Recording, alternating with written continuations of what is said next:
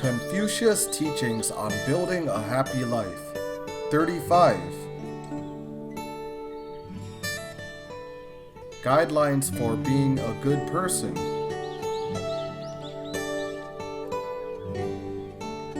A foundation for Mahayana Buddhism practice.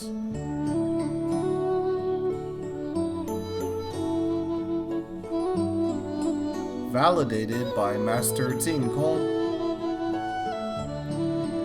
Speaker, Teacher Tsai Lixu.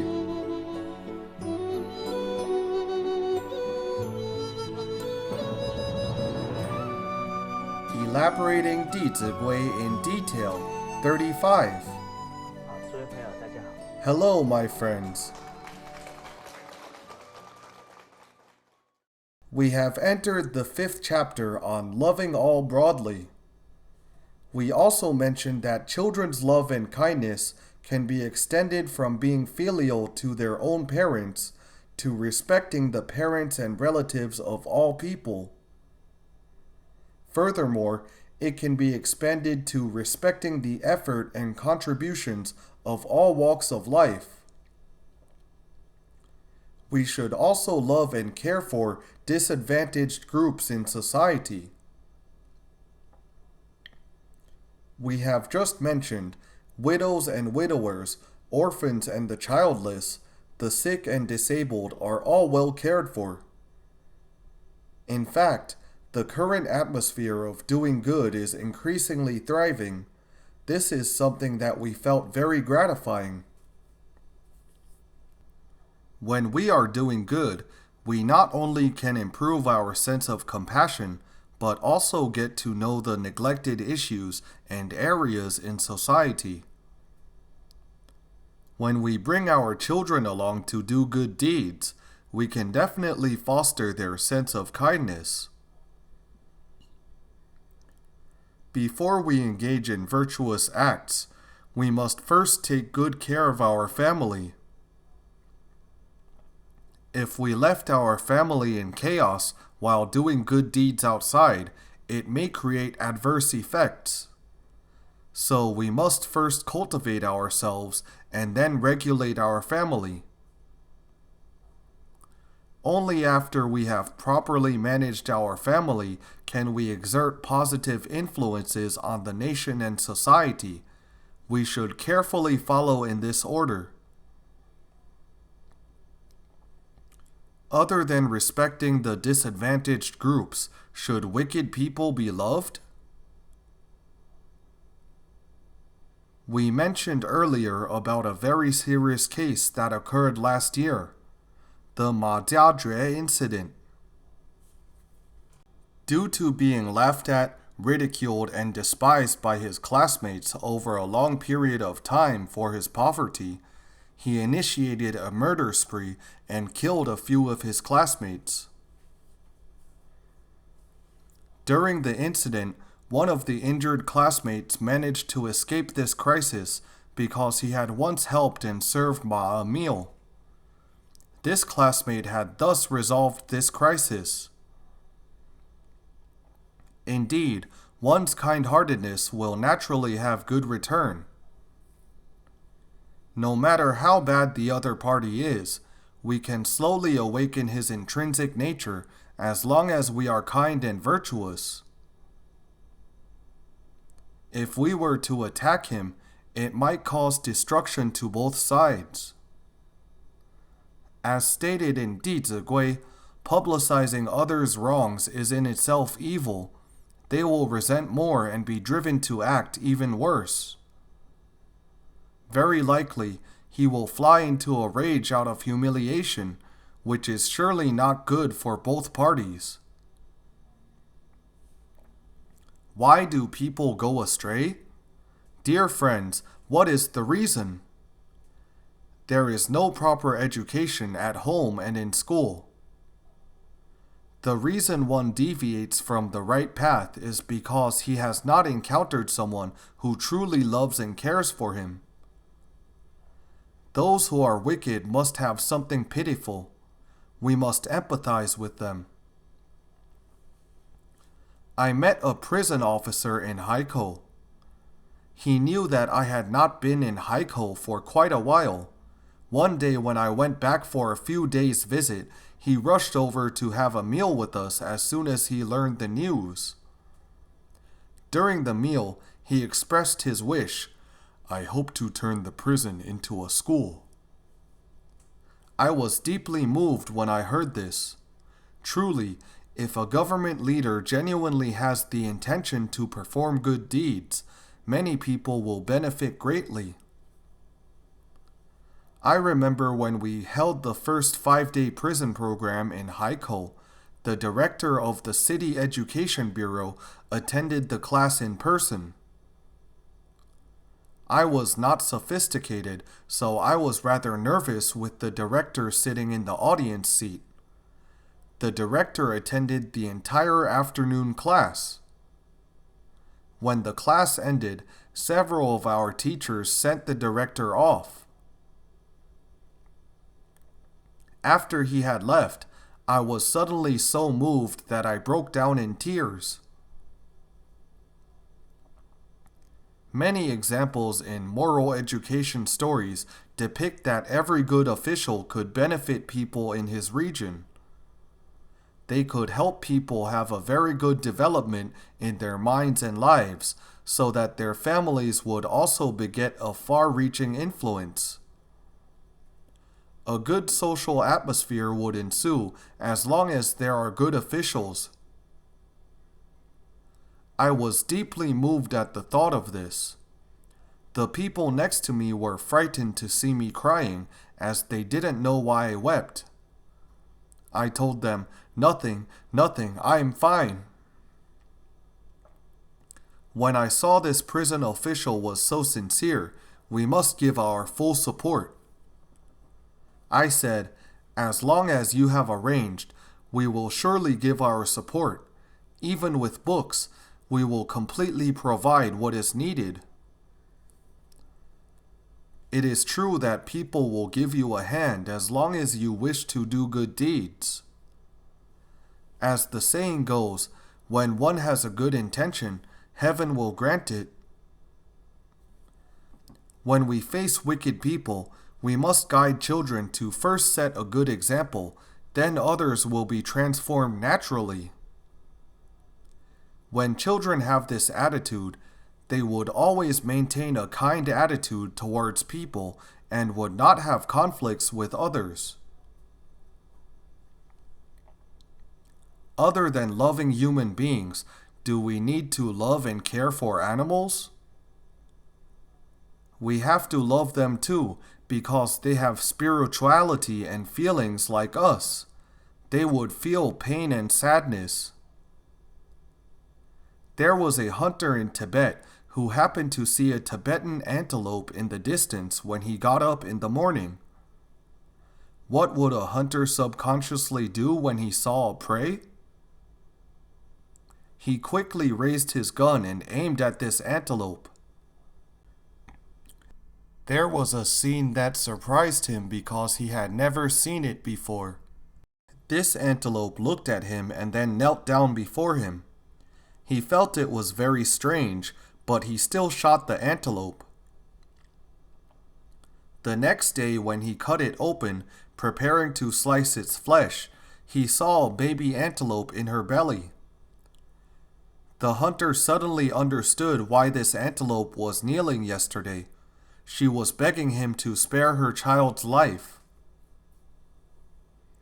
Being a father himself, this hunter was very moved and ashamed when he saw the antelope protect her child like this. Realizing that all animals have familial affections, he put away his gun and stopped hunting ever since. There was another hunter who was specializing in trapping weasels, clamping them with a hunting gear. One day he found that his hunting gear caught one weasel. When he took a closer look, he only saw the weasel's skin, but her body had been missing. This hunter followed the bloodstains left by the weasel until he came to its den. When he looked into the den, he realized that this weasel had made every effort to take off her skin and run back into the den to breastfeed her babies. Actually, this weasel had already died, but her babies were still drinking her milk.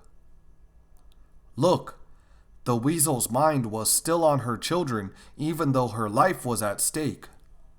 Their maternal love doesn't lose to us human beings.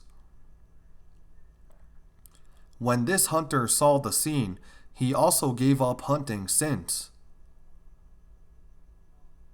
These stories remind us of Dizigui's poem. Do not say animals' life is insignificant. They have flesh, bone, and skin, just like you and me. Please do not shoot the birds in the tree. The baby birds are waiting in the nest for their mother to return. Hence, we should also have empathy for animals. We must not break up their families for our preferences, our likes and dislikes. Not only animals need our care, plants also share the same entity with us. They belong to the life-shared entity on this earth. I once saw a child climbing up a tree and kept shaking and breaking its branches. He thought it was fun. But if children think they can do whatever they want for fun, he may start from hurting plants and then hitting animals. So from hurting plants and animals, they may hit people as they like when they get older. Therefore, we must be very prudent about this. Regardless of encountering animals or plants, it is children's heart that is treating them. If they don't respect these things, will they respect people in the future? When seeing food he doesn't like, he says, "I don't want to eat." If they waste food readily, I guarantee they will hardly respect people as well. As Buddha Sutra states, once one is truthful, all are truthful. What is this one? It is a person's intention. One's behavior will naturally be respectful and sincere if his respect and sincerity have been internalized. When he is insincere, spoiling things, and does whatever he wishes, then his mind has become disrespectful. Can he attune himself to respect them right away when he faces people? That is impossible. Everything we wear and eat is bought by parents' care and their hard-earned money. We are valuing their efforts when we cherish these things. All these situations do not go beyond one state of mind. So when I saw that child hurting plants, I did not scold him directly. I waited until the next class to guide him. I said to the children, "Dear children, what will make a person die when he lacks it for even only 5 minutes? What is it? Correct, oxygen. If you lack food, you may survive for 8 to 10 days. If you don't drink water for 2 to 3 days, it may not be a problem. But what will happen if you are deprived of oxygen for 5 minutes? You will die for sure, probably brain death. May I ask, where does oxygen come from?" They answered very quickly because they all studied natural science. The oxygen comes from the photosynthesis of plants. I said, plants are the most crucial things in your life because you can't survive for even 5 minutes as long as you live without them. Thus, plants are your life saviors. They give you the most essential thing. What should you give them in return? We must love and care for plants. Plants not only provide us with oxygen, they also help us a lot in many areas. We grab this opportunity to guide them to observe the importance of plants as well as their contributions to our life. Plants have contributed so much to us, but they never said, "Please give me $300 or $500. Their contributions to us are selfless. They should deserve our respect even more. Due to people's disrespect to plants, many problems have arisen now. For example, every time it rains, there will be landslides. This is strange.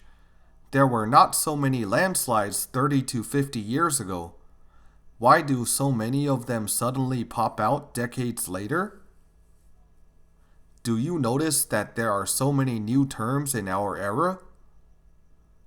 All these new phenomena arise because people today have committed certain acts.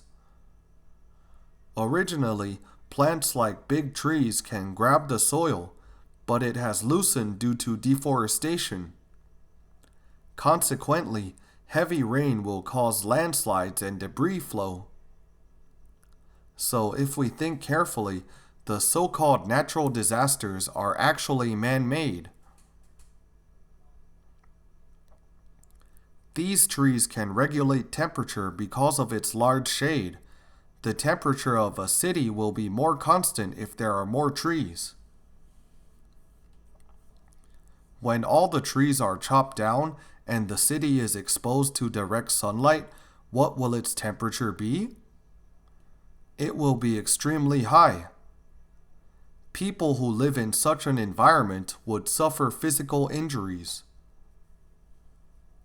Trees constantly regulate the temperature of our environment. The temperature can then be very well controlled because these trees would block the earth from direct sunlight exposure. Moreover, the carbon monoxide, carbon dioxide, and dirty air emitted by mankind must be absorbed and transformed by plants. Now that the trees have been cut down, the bad air has been condensed in the air layer. When carbon monoxide and carbon dioxide are excessive, the greenhouse effect will be formed. Since there is no way to discharge the heat of the earth, the temperature will keep increasing, leading to global climate abnormalities such as snowing in tropical areas. Are these phenomena natural disasters? Are they? No, they are not. So mankind must think meticulously. We coexist with nature. We can live and prosper together if we protect it. On the contrary, if we hurt plants, both humankind and nature would be ruined for sure. That is why our ancestors expected us to behave in accordance with the virtues of heaven and earth. There is a figure which illustrates 10,000 years ago, one animal species had become extinct in every 100 years. 1,000 years ago, there was one animal species disappearing every 10 years. 100 years ago, there was one species disappearing every year. 20 years ago, there were 500 species disappearing every year, and 5 years ago, 10,000 species had become extinct every year. Let's take a look at this figure. It is ghastly astonishing. In just a few decades, myriad of beings on Earth are on the verge of catastrophe, facing a rapid extinction. Who are the culprits? Human beings. When one animal species on Earth becomes extinct, other animals will throw a party and celebrate for 7 consecutive days and nights without taking a rest. What species is that? Human beings! How do you all know? Indeed, it is time for humans to think deeply. If we use cancer as an analogy, human beings are the cancer cells on Earth. Don't cancer cells expand rapidly to compress other internal organs? They think they are becoming stronger and bigger until the patient suddenly collapses one day. What is the fate of cancer cells? death. Even though they continue to grow, the whole human body will die in the end. So do the cancer cells. The same applies to human beings. They have plundered the living space of so many animals and plants, seemingly growing bigger, right? When the whole planet is ruined and cannot survive anymore, human beings will also cease to exist.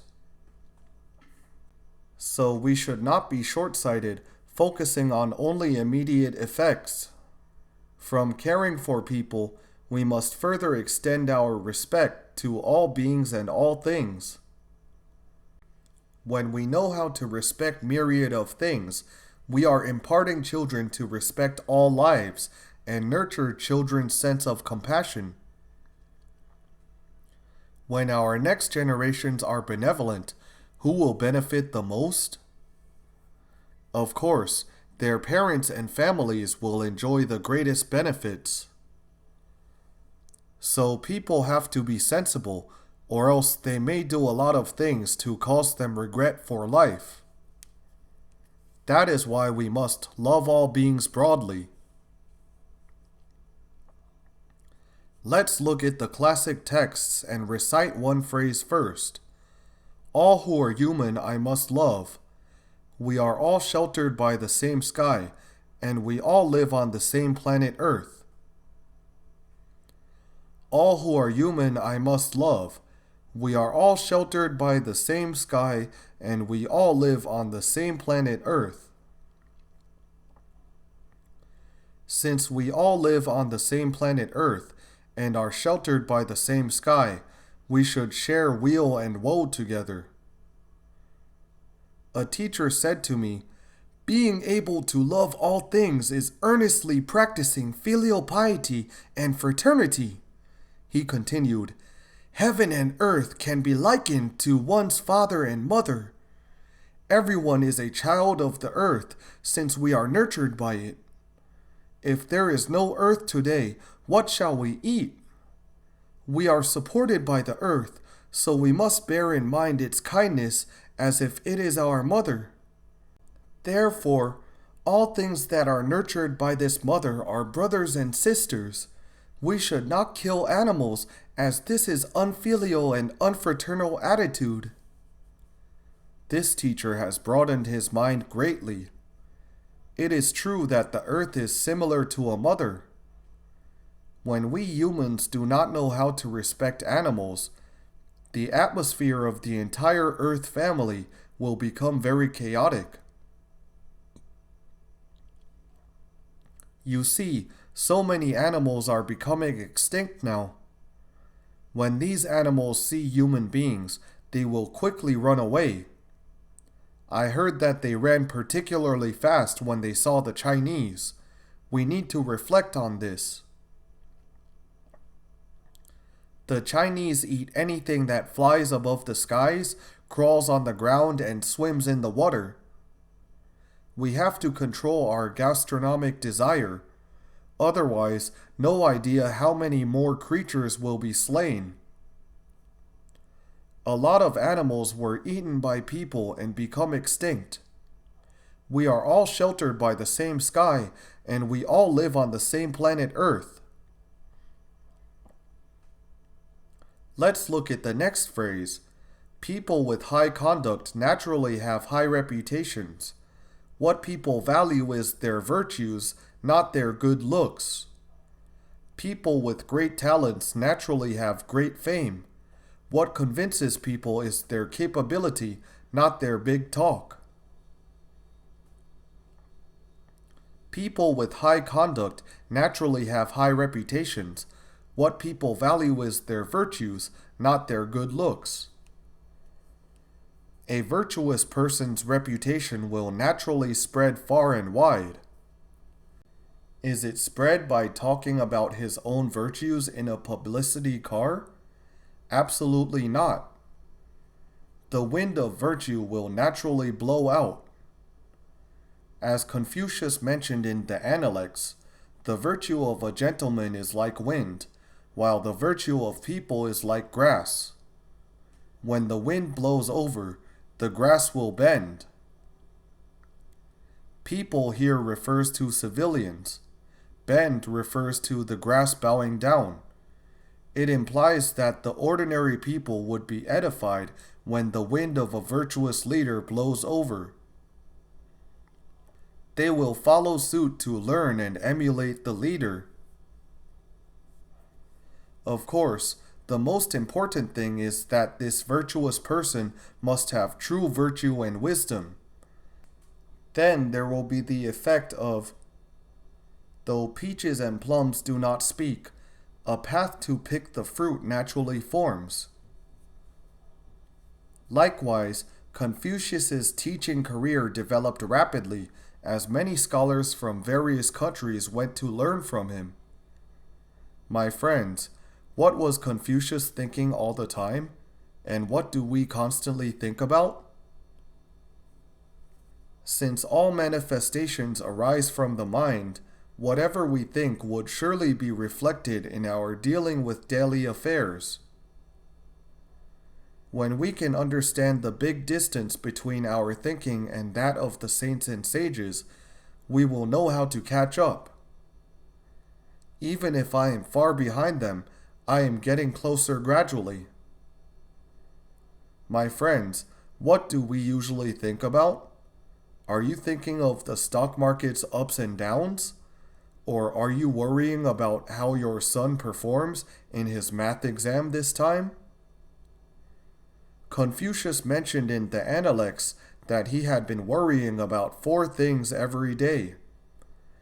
He said, "Not cultivating virtue, not imparting what I have learned, not following righteousness after having learned, and not rectifying one's faults. These are my worries." Confucius cultivated his virtues enthusiastically every day. He was worried about himself letting one day pass by in vain. So he would not let himself not cultivate virtue and impart what he had learned. He resolved to impart the truths that he had comprehended so that more people could benefit from it and their wisdom could be developed. As long as he knew that a matter is right, he would proactively undertake the task. He would always think about what shortcomings needed to be corrected, and he would quickly rectify them and never slack off. Since Confucius bore these in mind, his virtues as well as his contributions to the people naturally became greater and greater, and he naturally won the respect and love of all people. So people with high conduct naturally have high reputations. What people value is their virtues, not their good looks. It is definitely not because he looks handsome, as appearance can never make people admire him from the bottom of their hearts. That is impossible. Next phrase. People with great talents naturally have great fame. What convinces people is their capability, not their big talk. The reputation of a truly talented person will naturally spread far and wide. What convinces people is their capability, not their big talk. A person's talents definitely do not come from boasting and flaunting, but from the admiration of the bottom of people's heart. And this talent is certainly built on one foundation. What foundation is it? Virtue. Will people admire someone who only has talents but no virtue? Of course not. That is why people with high conduct is mentioned before this phrase. One must have virtues. Since he is virtuous, his talents are acquired for the sole purpose of benefiting his family and society. Therefore, his talents will surely earn people's admiration and benefit others. Everyone will be convinced by him. His talent is absolutely not developed for his own interests, as this will make it impossible for him to earn others' respect. Often we will be envious when we see others with excellent talent.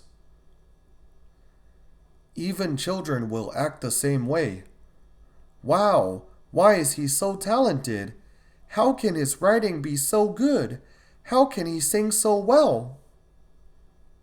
Being able to have good writing is a result. What is the cause? We must further guide children to not just envy others, but see the cause behind their talent. It is absolutely not achieved overnight. With hard work and perseverance, an iron pestle can be ground into an embroidery needle. No talented skill ever falls from the sky. We must help children establish such a right attitude. Persistence is no doubt at all the foundation of success. When we see the Dizigui calligraphy was so well written by Teacher Yang, we are very envious of her skill to write so well. How long has Teacher Yang been writing calligraphy? 41 years. She started writing calligraphy at the tender age of 5. Teacher Yang said that they used to practice calligraphy with a stack of paper every day. That was how she accumulated and trained her skill bit by bit until she can now write freely as she wishes. Indeed, one must have motive, dedication, and perseverance on top of the intention to serve others. He can then increasingly improve his talents and make breakthroughs. Teacher Yang is writing copybooks to be published and posted online. The following words are printed on all her works. Reproduction is welcomed, and it will create infinite merits. Teacher Yang has such a good family. Her father was a calligrapher. He only started learning calligraphy at the age of 27. He had set an excellent example for her that it is never too late as long as one is willing to learn. Dear friends, having heard this, are you encouraged to practice calligraphy? Her father is her role model, and her good family had achieved her talent. As a saying goes, take from society, give back to society. We must not let this life be in vain. This is about people with great talents naturally have great fame. What convinces people is their capability, not their big talk. Let's look at the next phrase and recite it together. If I have talents, I won't be selfish with them. If other people have talents, I won't lightly denigrate them. I will neither fawn on the rich nor despise the poor, and neither will I ignore the old nor favor the new. If people don't have time, don't bother them with matters. If people are restless, don't bother them with words. Let's see the first sentence. If I have talents, I won't be selfish with them. When we have talents and abilities, don't be selfish to lend a helping hand. I have a very deep feeling for this. I remember when I studied at the prep school for teacher training college, I always tried my very best to help my classmates who came to ask me questions. When a person helps others with his abilities, he is already practicing 3 kinds of dana. We know that our prayers will be granted as long as we seek them based on the principles of truth. Worldly people desire wealth, but they do not know what seed to sow to reap it. They also want to be intelligent and wise, but what is the cause? Dharma dana is the cause. People in the world hope to enjoy good health and long life, but what cause should they plant in the first place? Fearlessness dana. by constantly reducing and caring for the sufferings of all beings is to practice heavenly virtues of cherishing lives.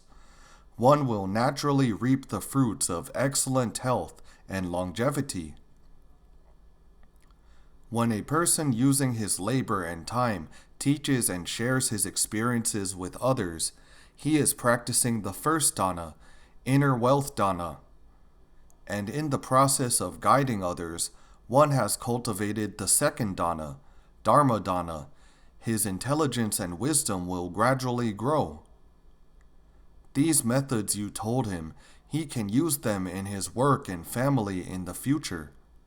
This will prevent him from getting flustered due to not learning some good approaches. If he is incapable, he may often worry that he cannot make a good income, making his wife and children constantly feel insecure and apprehensive. When we tell him these principles of dealing with matters and self-conducting, he will then be able to stabilize his family as he has grown accordingly. This belongs to the third dana, fearlessness dana. Therefore, when a person practices dharma dana, he has simultaneously practiced 3 kinds of dana in reality. Moreover, dharma dana is solving a person's problem from the root. We have previously mentioned that we should help an urgent situation, not the poor.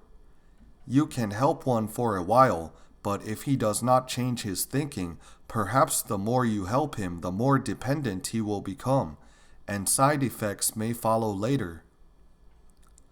So the most fundamental way to help a person is to let him receive proper education, rectifying from his thinking. Only then can his life problems be solved from the root. So we must tell children, if I have talents, I won't be selfish with them. As the Chinese often say, with broad-mindedness can we have vast fortune. There is a teacher who has been helping her parents do housework since childhood. Her younger brothers and sisters were also taken care of by her. It looks like she worked hard. But later, when she studied in primary, middle, and high school, as well as college, opportunities to be a leader often came to her even though she didn't seek them. For instance, positions like president of student council were thrown to her when she was in college. The training from her childhood had made her highly organized and efficient. She never wanted to become famous, but fame would appear before her. Therefore, when children are willing to accept a lot of work and training, their endeavor would not be in vain, but their abilities will be strengthened instead. Once, teachers in our center were making dumplings together. One of the teachers was very surprised by this teacher Tsai. Teacher Tsai made 5 to 6 dumplings, while she only made 1. Teacher Tsai has been doing a lot of work since a young age. Her work efficiency is superb. Thus, people should never be afraid of giving and enduring hardship, because in the end, who will benefit the most? Oneself. So if I have talents, I will not be selfish with them. If other people have talents, I will not lightly denigrate them. When we see that someone is very talented and capable, we must never despise or slander him, as this is very bad on us. When jealousy arises in a person, his virtue will go downhill. His kindness will be controlled by it, and he may feel unhappy and depressed. Why don't you broaden your mind to cultivate the teaching of praising others' good deeds is a good deed in itself? People will be encouraged to do even better when they hear about it. In the past, scholars upheld the attitude of heroes cherish heroes, because it was rare to encounter virtuous people coming out to benefit society. Moreover, it is not easy to achieve something. Is it easy to accomplish good deeds? Not easy. we should gladly help others attain their aims. In other words, we must try our best to assist others to achieve their virtuous act. When we are in a group, it is very likely that we have to deal with public affairs. If things are not done well, it will most likely affect not just one person or one family, but lots of people. When we have the opportunity to serve others, we must never give rise to jealousy, because it will not only hinder ourselves, but may also mess up public affairs. We should hold on to not seeking any credit, only hoping to make no mistakes.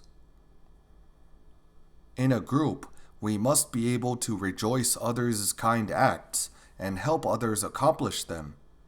When we help them with this kind of broad-mindedness, then our merits will be no different from theirs. Next phrase, I will neither fawn on the rich nor despise the poor. To the rich people, we do not need to flatter them. To the poor, we should not be arrogant and look down on them. Zilu once asked Confucius, "What do you think of someone who is poor but does not flatter, and someone who is rich but is not arrogant?" He asked the master whether such people are considered well cultivated. The master replied, "Yes, but they should further improve their cultivation by remaining joyful when they are poor and taking delight in etiquette when they are rich." Despite being poor, he does not flatter the rich because he knows well why he is poor now. He knows that he should seriously cultivate the seed of wealth, wealth dana. Naturally, he can create his own destiny later. A scholar understands the truth, so he can remain joyful despite living in poverty and happily be a virtuous person. To be rich but love propriety implies that he remains humble, respectful, and courteous even when he is affluent. He will not completely change his previous attitude to people just because he has become wealthy. Since he loves etiquette, he certainly knows how to help the poor and suffering ones. Therefore, whether we are rich or poor, we can practically live with peace of mind due to understanding the principles. There is a sentence in Zhu Lu's Maxims for Managing the Family which states, "People who fawn over the rich are most shameful. How would others feel about them? Very uncomfortable. What a shame." People who display an arrogant manner when they see the poor are most ignoble. When seeing the poor, those who put on a pompous look and oppress the poor are most despicable. Even though he is rich, his behavior is very low instead of noble. Interestingly, when I let my students read this article, they read all the other sentences with a regular tone, but would become very enthusiastic when reading these two sentences. People who fawn over the rich are most shameful.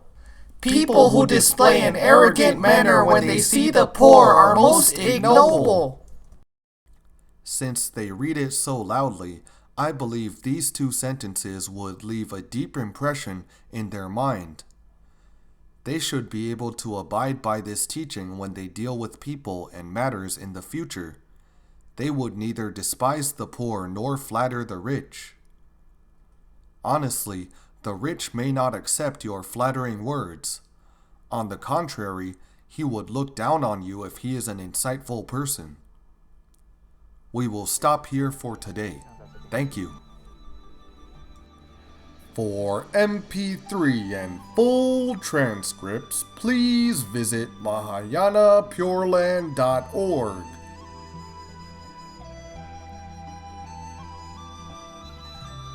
Welcome to Circulate.